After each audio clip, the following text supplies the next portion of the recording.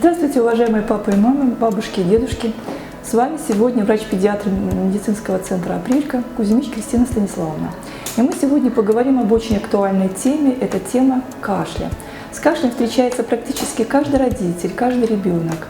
И кашель является наиболее частым симптомом, с которым обращаются родители в детские центры. Что такое кашель? Кашель – это защитный рефлекс организма, который помогает очистить дыхательные пути от патологического секрета бронхиального, а также защищает бронхиальные пути от попадания инородных тел и также является симптомом заболевания. Физиологически устроено так, что в организме, в дыхательных путях синтезируется небольшое количество слизи, которое увлажняет дыхательные пути, бронхи и трахею, а также защищает дыхательные пути от проникновения частичек пыли, грязи, которые попадают из воздуха в легкие.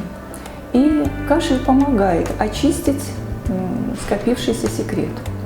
Но кашель может быть и симптомом заболевания, такого как вирусные инфекции, ларингиты, трахеиты, бронхиты, пневмония. В таком случае здесь количество слизи увеличивается, так как возникает очаг воспаления, слизи становится больше, она становится более вязкой, и появляется кашель более сильный, более навязчивый и крупный. В норме здоровый ребенок может кашлять до 10-11 раз в день. Это норма.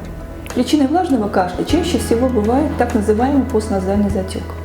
Что это такое? Постназальный затек возникает при таких заболеваниях, как риниты, синуситы, гаймориты, аденоидиты. Сухой кашель чаще всего бывает в начальной стадии острых респираторных заболеваний и при аллергических заболеваниях, таких как бронхиальная астма, при гастродуоденальном рефлюксе, то есть при ряде хронических заболеваний.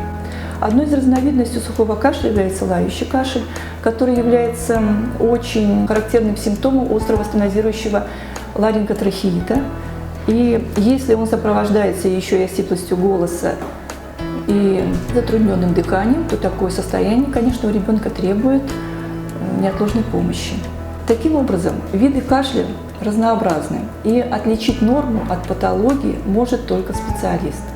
Поэтому, если у вашего ребенка появился кашель, чем раньше вы обратитесь к педиатру, тем быстрее поправится ваш ребенок. Мы ждем вас. Приходите к наш центр «Апрелька». Здесь работают замечательные специалисты. Всего вам доброго.